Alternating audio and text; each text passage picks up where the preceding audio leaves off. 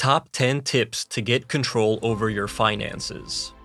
The video gives you an overview of my 10 favorite financial tips that led me to build financial freedom and totally change my life. It's a long way from an overdrawn account to owning a lot of money invested in various stocks. Over the years, I have figured out the tips that keep me going.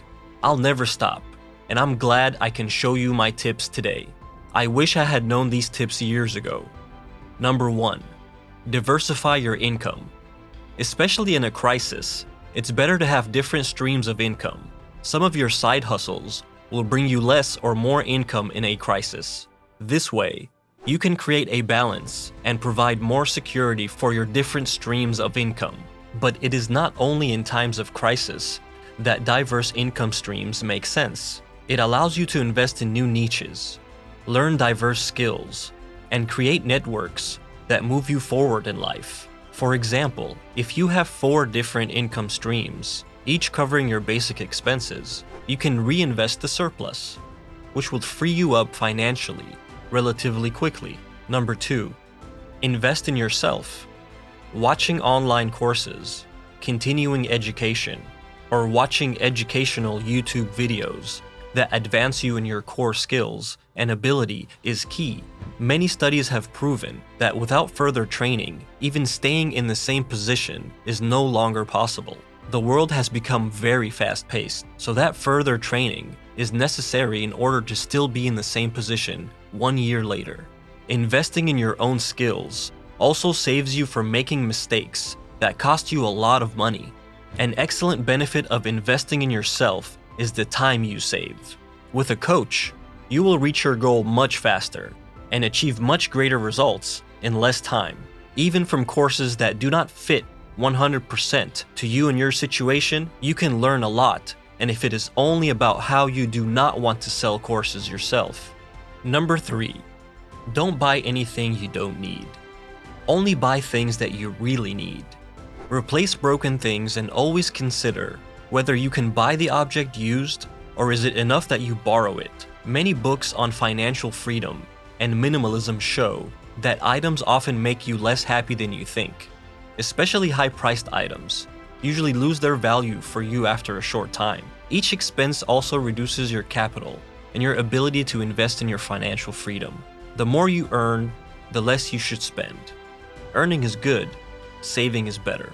By the way, by saving I mean building up a nest egg of around 6 to 12 months' salary in cash or in your bank account, and then spreading it out into different asset classes that you feel comfortable with. These can be, for example, securities, stocks, equity investments, owning your own business, retirement savings, mutual funds, gold, cryptocurrency, cash, peer-to-peer lending, and more. For example, did you know that a house is not a capital asset, but a liability that costs you a lot of money? Likewise, cars are one of the largest liabilities a person can own. In addition to garage costs, gas, and high insurance, your car loses value every year. Besides, is it bad for your health if you do all your errands only by car? Instead, take your bike or walk, which is good for your health at the same time. Number 4, review your finances monthly. Especially if you have debt, you should take care of a weekly financial statement. At the beginning, write down every expense and every income for at least the first 3 to 6 months. This is the only way you can get an overview of your exact finances. At least the big expenses are documented by most financially well-positioned people. Even after years, create some charts to have an overview of the continuous growth of your finances. Invest your savings in different investments. Diversify here as well. Your first goal should be to save around 10 to 20% of your income. The next step is to increase your income by diversifying your income streams. Build a side income and multiple streams of income. You should reach a higher and higher saving rate over the years. Ideally, your savings should be above 50 to 60% of your monthly income. Number 5.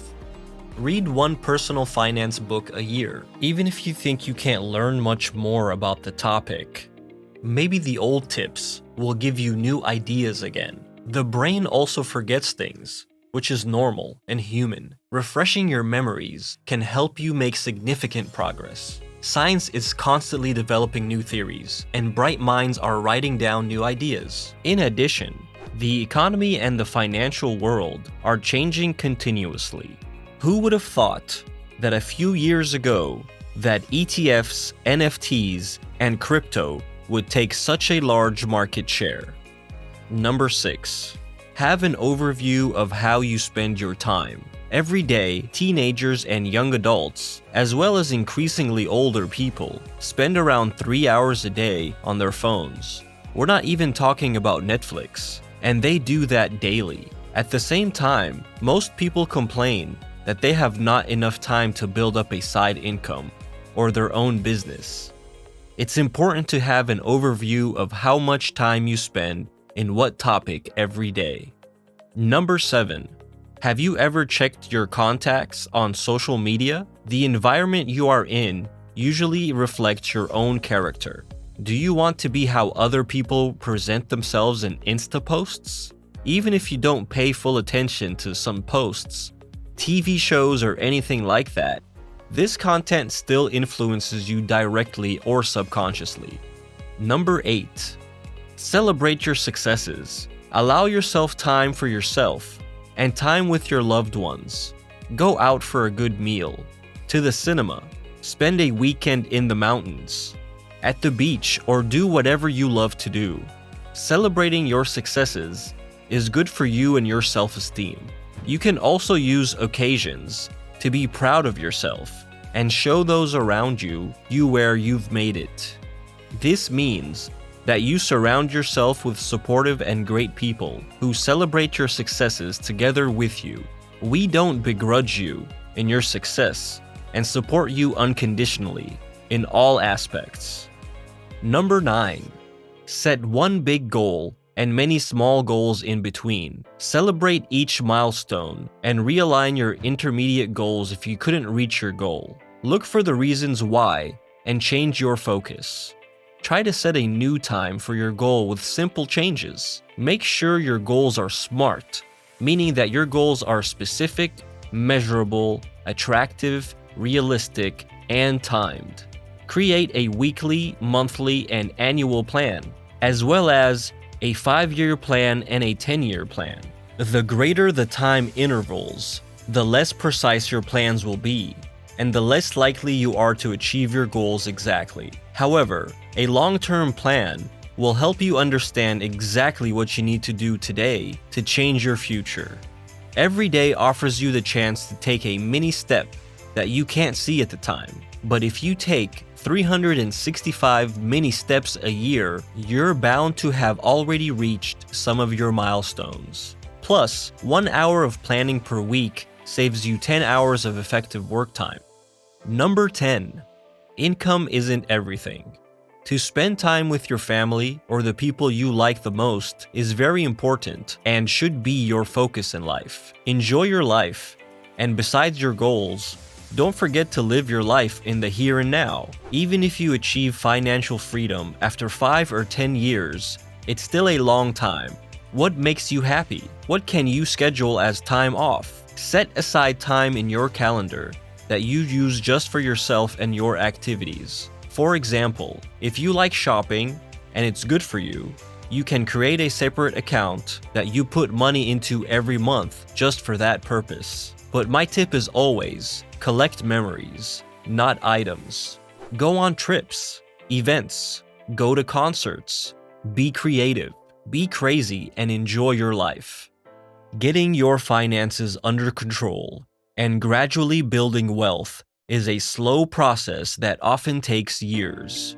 So, make sure you know why you're doing it. Find your why and generate your motivation through it. Reward yourself regularly, celebrate your successes, and don't let failures get you down.